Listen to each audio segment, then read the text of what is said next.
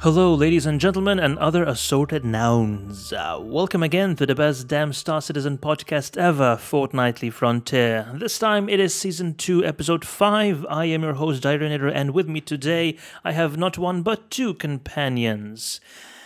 Over there is Mr. Los Unit, and further on in the show we will be joined by Mr. James Pugh, as you can probably read from the damn title. Hello.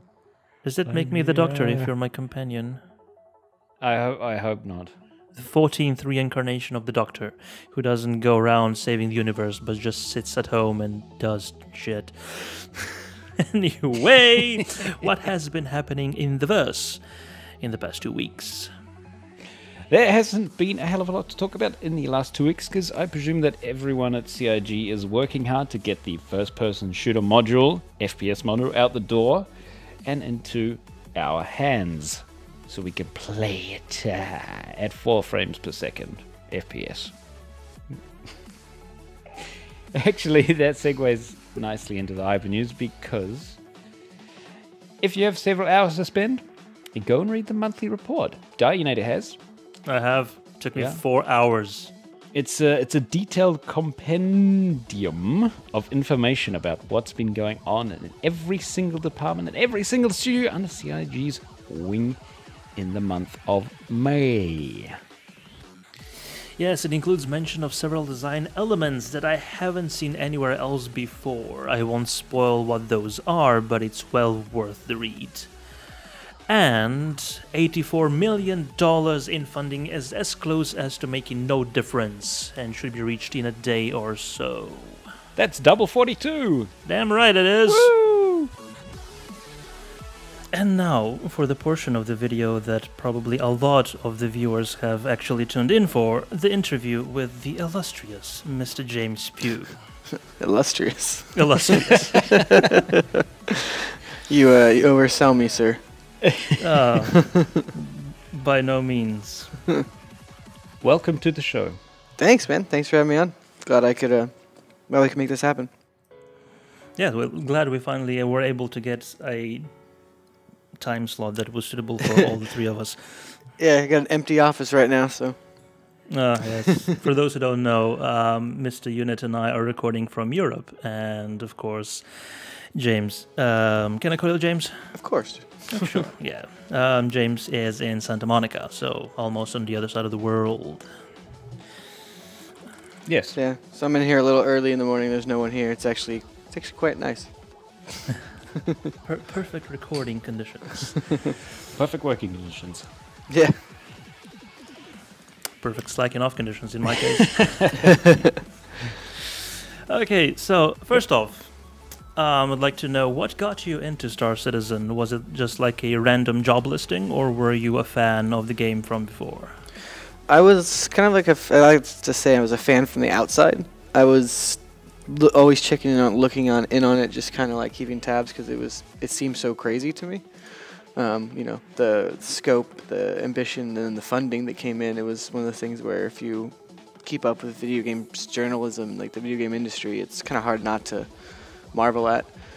And then I was looking for a position, and I checked the CIG website, and there it was. So I guess it's a little mixture of both, where I knew about it and I was interested, and then just happened to see a random application or a random opening. Oh, awesome! Excellent. And what's your background in the industry, if there is any? I was in first party, quality assurance, and post. Network infrastructure at Sony. Been at Sony Computer Entertainment America in San Diego. Oh, well. Yeah, so I worked with PlayStation stuff. I was QA on like a couple like Uncharted, PlayStation All Stars, some of that stuff, and then I was in OLS, which is like online services, which is like network infrastructure and online stress testing for all first-party games. Cool. I was at Sony for 3 years, and then I came over here. Cool. Right, so how does your job over here compare to back there? I mean, it's a completely different field.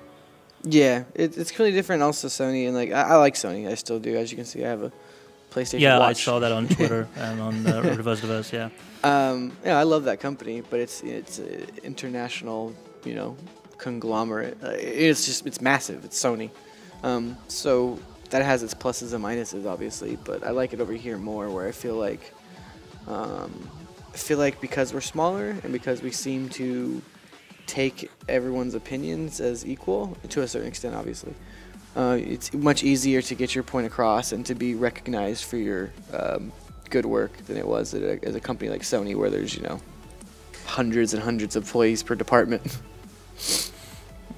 The CIG actually sort of feel like a mom and pop sort of establishment still, or has it grown to something more? Sometimes I think in like a micro perspective, it feels like a mom and pop or like a small company. On your day-to-day stuff, but then the macro assessment, when you look out and you're like, oh wow, we have 4 internal studios around the world, and we have contract. It's this weird dichotomy, but I mean, it's a little bit of, it's more towards feeling like we're getting bigger and feeling like we have more resources now. But for a while, it's always been the us against the world mentality. But I think that can be rather useful. And what are your tasks as the community manager at CIG? Well, it changes quite a bit, especially specifically from when I started. When I started, I didn't really know what I was going to be doing. I'll be honest. I was assistant community manager, and I didn't really know what that meant. So I figured I'd be doing, interacting with the community. Ben told me when I was interviewing that I'd be writing a lot. And I'm like, all right, so I like writing. And then slowly, as time progressed, I kind of my job just expanded, and some things have fallen off. But so day to day, usually the first Monday, Tuesday, Wednesday, I'm worried about producing the show. Ben made me showrunner of Around the Verse, so that takes up a vast majority of my time there, and I have to do the interviews for Meet the Devs, and I have to make sure our 3 shows get out. And then from there, I have other duties like, I help Ben write the bigger posts, and then I compile. I'm the one who puts together the monthly reports, and then Ben and I look through it. Like, it just depends. The sale posts, Ben and I usually write those. Ben writes all the copy, or like usually he writes the invoice copy, and I write the in-fiction stuff. So yeah, I guess it's like that. I mean, this is a ramble on an answer I just know, but it's hard to pinpoint down like this is what I do now and now and now. Right, I'm actually learning how to do more stuff. So I help Ben and help the team try and be a leader. So that's fun as well. Right. Speaking of the monthly report, I actually managed to finish reading it last night. I kept looking at the clock. I think altogether it took me 4 hours to read. Yeah. I can't imagine how long it must have taken you to compile. It takes at least a week. It's fun. Yeah. I mean, it's fun though, because it's one of the times. It's one of those few times where I send out an email to Chris Roberts, Aaron Roberts, like David Lange. I send it out basically to every studio head, and it's just one of the times you actually get all those people in one email thread. It can be pretty fun. Mm. So then you just get them in, and then we have to massage the text because they're not all writers. So, Right. And then we actually broke the CMS again. We broke it the last 2 months because it's been too long. So we had to I had to contact Turbulent and be like, all right, we broke it again. You need to fix it again. And something that struck me, you could actually tell who was writing them. Yeah. Especially the London audio guys. I knew exactly who that was. Yeah, you want to keep you want to, like I said, you want to massage it a little bit, but you want to make sure the voice is intact. Right. And Travis usually writes the Santa Monica one. I think his voice is pretty overt. You can kind of tell it's Travis. Right. But do you also get to help with the testing of the game, or is your entire day filled with community-related activities and stuff like that? When there's like a we're having like a big inter-office test or whatever. Yeah, Dennis or someone will go around, be like, all right, go download this, and then we're all gonna do it in the studio. Those are rarer because they have people to do that. There's a protocol for how to test. But if you ever do get a chance, yeah, it's awesome. But I'd say in general, testing the actual game, like it's not a big part of my day to day. I wish it was, especially with the FPS coming out. Like I'm really interested. I'm really excited to play more of that. So hopefully that'll change a little bit. Yeah, I'm looking forward to that one too. Oh yeah, I think everybody is. Yeah, I'm like, really excited. And it's nothing against like I didn't grow up with a Wing Commander. It was a little bit before my time. So I've never been really good at like dogfighting. So I mean, I like Arena Commander. I think it's gorgeous. I think it's interesting how it plays. I'm just terrible at it. So. Well, I never actually got into the whole Wing Commander series. Maybe a game or two, but the space game that I remember the most, and it's something that everybody gets annoyed because they keep mentioning it. It is Independence War 2. Do you know that one? Mm-mm.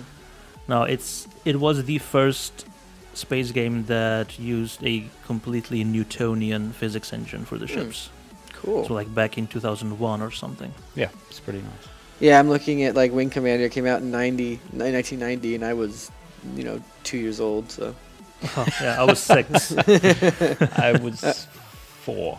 Yeah, I wasn't playing much Wing I'm Commander. oldest. Yeah, we're all 90s kids. That's right. Yeah. Only 90s kids will remember this. Darkwing Duck. How is community-generated content treated by the community staff and the rest of CIG, like the podcasts and fan videos of stuff? The podcast, like as you can see, we try and go on. I have one of the first things I did when I started here. I think honestly, my first day was I started a podcast tracker of all the fan podcasts I could find.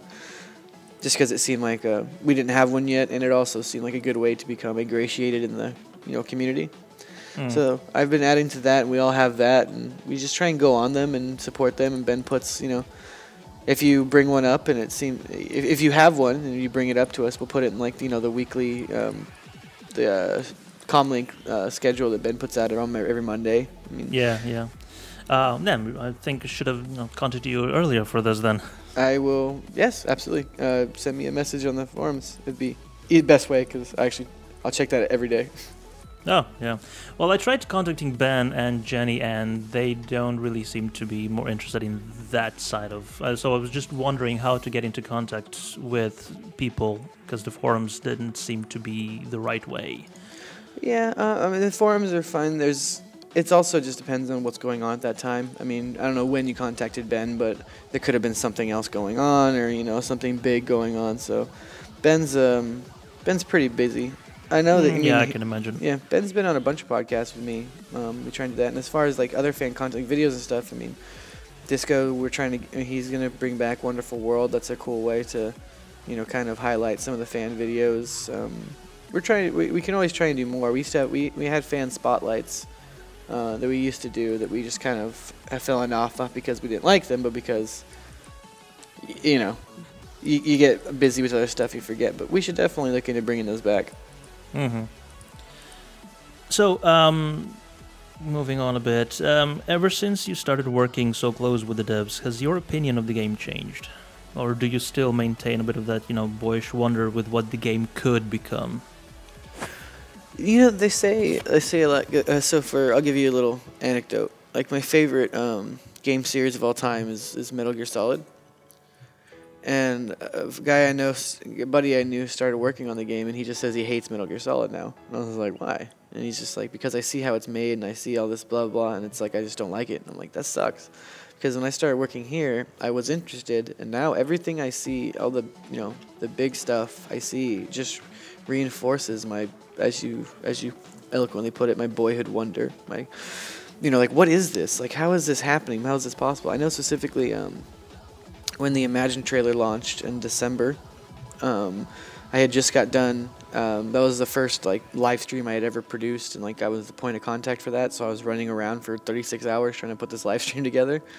And then the Imagine trailer dropped, and I remember just watching it and just I'd been up for 30 hours at that point, but I still was watching it with a sense of wonder and amazement because I adore that trailer. Oh yeah, I just watched it 3 times yesterday. I adore it. Everything about it. I just think it's I don't care how this sounds. It sounds beautiful. It looks amazing and So Every time I find somebody who hasn't heard of Star Citizen and want to introduce them to it, because I am so involved and want to, share in something I like, I show them the Imagine trailer, and everybody's just, amazed by it, and he goes, "Oh my god, that was so fucking cool! What is it? Tell me more about it." And exactly. So what part of the game are you most looking forward to? This is kind of a cop out, but I'm honestly really looking forward to Squadron 42. Okay. I mean, I That's know it's cool. not part of the PU. I think that's probably what your question actually meant. Anything. No. Yeah, anything from the the game. entire scope of the game, because I agree with you. Yeah, I'm so excited.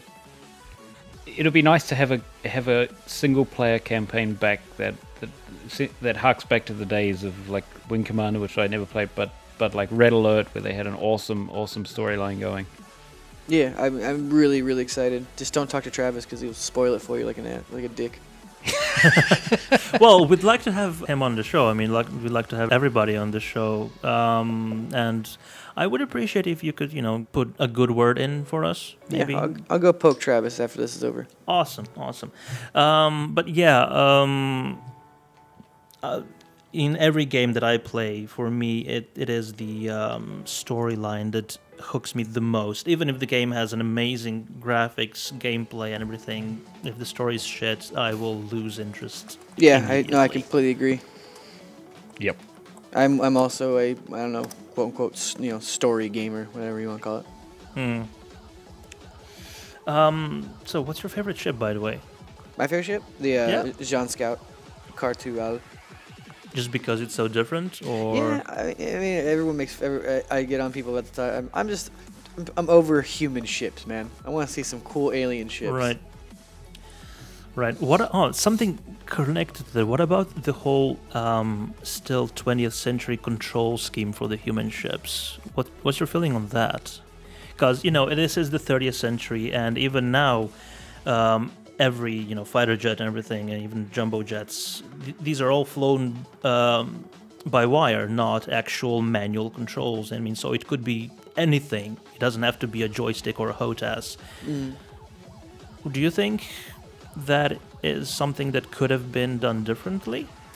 Yeah, I mean, I'm sure it could be done differently, and I think I can't speak for Chris or the designers, but I'm going to. I assume it was one of those decisions that was easily digest for people. That was easy for people to understand. He talks about the realism versus fun balance a lot. You know what I mean? And I think it kind of goes off of that. I think it definitely could have been done differently, but I think this is how Chris wants it. So I assume this is the only way it could have happened. That makes sense in a few ways, yeah. Yeah, because there are a lot of arguments if you go on Reddit, on the forums, about the patrons of different control schemes, keyboard and mouse versus HOTAS versus joysticks and stuff like that. And I'm currently, in the keyboard and mouse camp, even though I just got a joystick. Well, I didn't just get a joystick. I got a joystick specifically because I wanted to use it with Star Citizen, nothing else. But I found that I really can't hit worth anything with the joystick. Yeah, well, maybe I need a better joystick. But like I was saying, a keyboard and mouse seems to me like a more natural progression of a control system, of a modern control system, than a joystick. Yeah, I want a 6 depth of field controller for my left hand, and then use the mouse for my right hand to control the gimbal weapons. That would be the ultimate solution for me, I think. That'd be optimal for you. Yep. Because you get all of the ship controls analog on your left hand, and then analog shooting on the right hand, I guess. Yeah. Yeah, well, if you're going to do, some swoopy flying, I think a joystick is better, because that kind of mimics the whole how a plane would fly. But since it is a spaceship, and like you said, it's an Earth spaceship control system or an aircraft control system, and you are over that. So maybe something different would be more useful for the Jean Scout. Maybe. So do you get to have much input? Hang on, let me start that again. Do you get to have a lot of input into how the game is made? Like, is there a lot of discussions where you can affect things in the development or the game? Yeah, it kind of works twofold. Sometimes, especially on like lore stuff and universe building stuff, I get to write that stuff. Like I wrote a Jump Point article. I think I'm gonna write another one this month. So that's cool. Just because I asked and I said, hey, I think I can do this, and Ben was like, sure. And then there's another layer of it where, if there's a discussion on, I don't know, let's say balance or whatever, it doesn't matter. I can either say, I think it's this way, but more importantly, I can compile, stuff from the forums and be like, oh, our community thinks it's this way. And it's not that means that it'll be changed to be that way, but I mean, Chris is not blind. He reads, Chris reads everything. It's fascinating, actually, and staggering how much he actually reads. But Chris is, if it's on the forums and it's an issue that the fans have, Chris definitely knows. So that's really awesome. Really cool to know, actually. Yeah. It's something you don't see from many people. Yeah, trust me, Chris knows. It's amazing to me. Like, he just reads everything. I think it was a couple months ago. The episode of Verse to Verse came out, and there was some hashtag started about me, or some joke, or some stupid started about me, or whatever. And then we went up there to help to set up for 10 FTC because I was producing that, and he made the joke, and I didn't even know what the hell he was talking about because I hadn't had a chance to read it yet. But he did. Yeah. Awesome. Does he even sleep, or does he just, by day help code the game and by night troll the forums? I'm not convinced he actually sleeps, but he does go home every now and then. Oh, just every now and then. Okay, Yeah. Well, he's only human. Yes, but again, I'm not. I can't say 100% certainty that he actually goes to sleep. Is there an aspect of the game that you would like to see included that's maybe not even on the to-do list yet?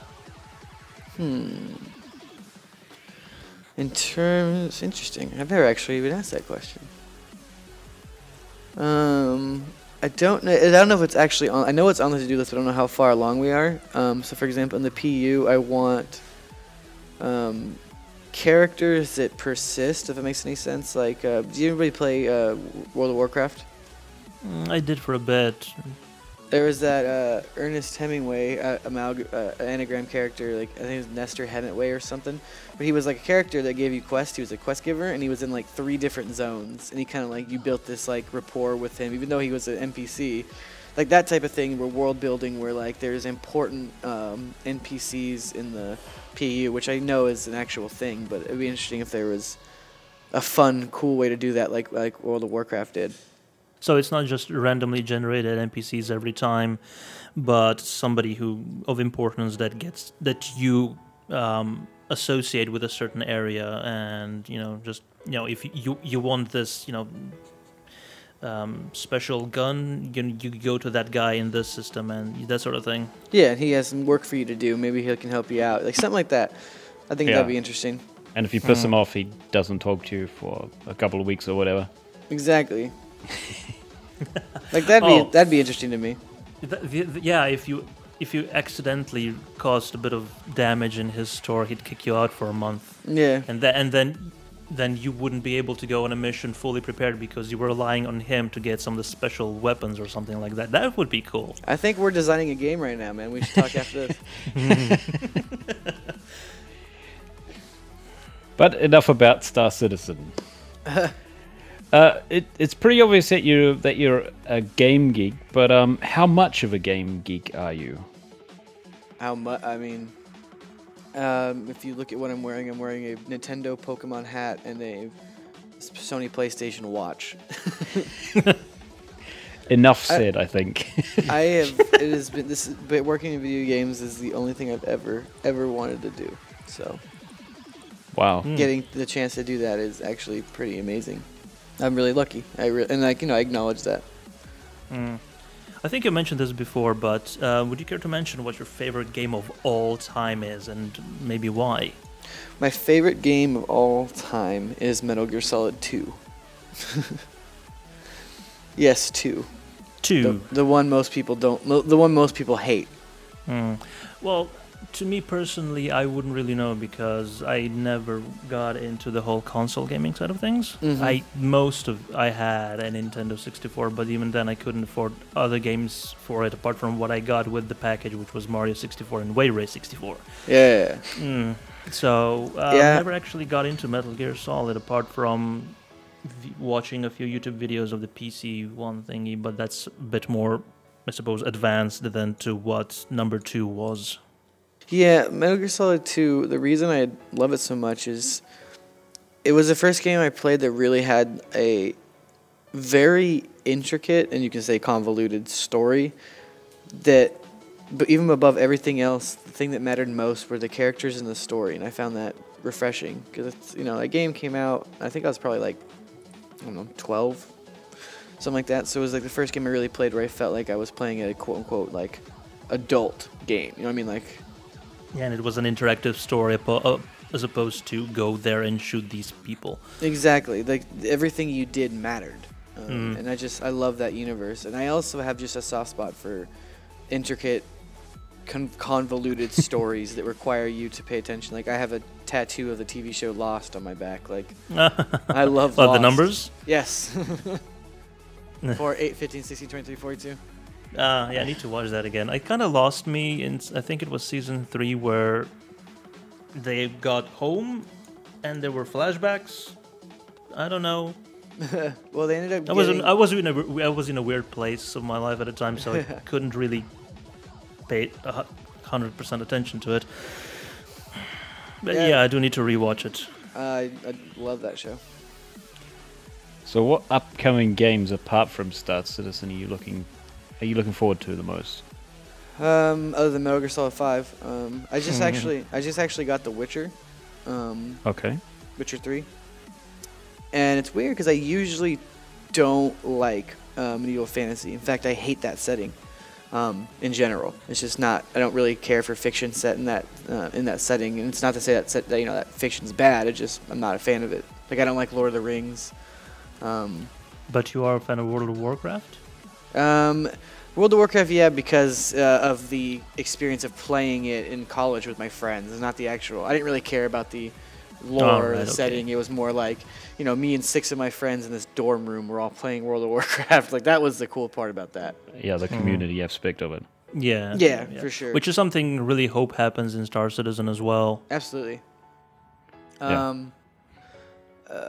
So playing The Witcher, and I like I said, I usually hit that setting, but I really, really like The Witcher. I like it more than I even thought I would, just because I think it treats...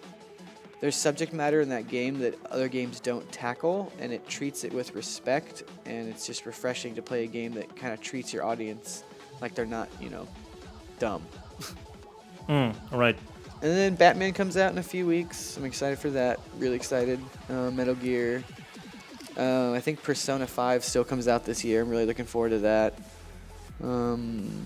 There's a couple of games coming down I'm really stoked for. I remember, it's one of your questions, you asked how big of a geek. I just remembered this one thing that happened at, it was actually at CitizenCon.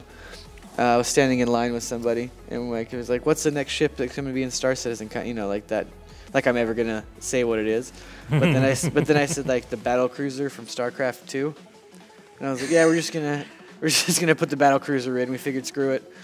And then he's like, well, what about the Yamato cannon? I'm like, that's just an upgrade you get when you're so far ahead of the game that you can't lose. So you buy a Yamato cannon just to be like that dick.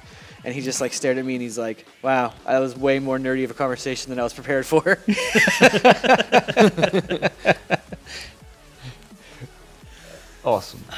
Awesome, yes. So, well, I think we're running out of time a bit over here, unless there is something else you'd like to talk about, because, well, we have time, but, I don't suppose that you'll be able to enjoy that serene surrounding of yours once other people start barging in. Yeah, it'll be another... they'll start coming in soon. I think Hennessy's already here. Cool. Well, I think we'd like to thank you for coming onto our show. Absolutely. Yes, very much. And we would like to offer you an extended invitation to come back as often as you can. Absolutely. Absolutely. Thank you guys for having me. You're welcome. You're welcome. And we will see you where? In the verse. In the verse. In the verse. And another question. Yeah. Suddenly, more questions. Suddenly, a question. Where was it that I learned? I think it was around the verse that you will be coming to Gamescom into Yes. Cologne. Yes. Yes. Will you also be attending CitizenCon? I don't know yet. We're still discussing who's going to go. I hope so. And tickets for CitizenCon will be coming on sale this week. Yes. Is that our... Yes. Be. I don't know when this is going to air, but it should be Wednesday, June 10th. June 10th, right? So tomorrow. Tomorrow. Basically, or well, since this show comes out on Wednesday, so Perfect. Today. Yes. Go buy CitizenCon tickets. Yes, we will definitely, and we already have our Gamescom tickets, so we will definitely see you there. I'm definitely if waiting you have for the time, CitizenCon tickets. of course. I will make time in Germany. I am excited. Awesome. Excellent. Well, we will see you there, or maybe even sooner back here on Fortnightly Frontier. Yeah, excellent. Thank you very much. Thanks for having me on. Thank you very much again for being on our show, and to you people out there on the internets, we will see you in the verse.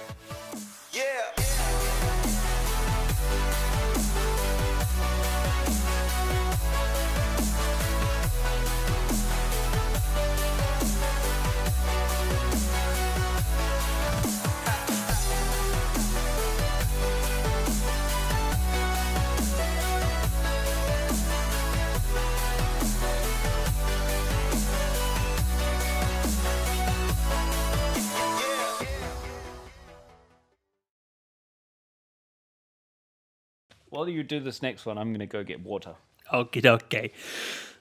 Hello, ladies and gentlemen, and other assorted nouns. Welcome again to the best damn Star Citizen podcast ever, Fortnightly Frontier. This is Season 2, Episode 5. I am your host, Darionator, and I'm joined with... Yes, I'm joined...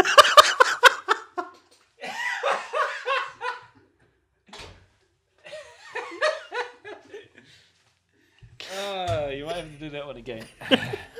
I'm joined with you? Oh, fuck's sake. Hello, ladies and gentlemen, and other assorted nouns. Welcome again to the best damn podcast ever, Fortnightly Frontier. But isn't it the best Star Citizen podcast ever? Oh, yes, of course. Anyway, okay, start again.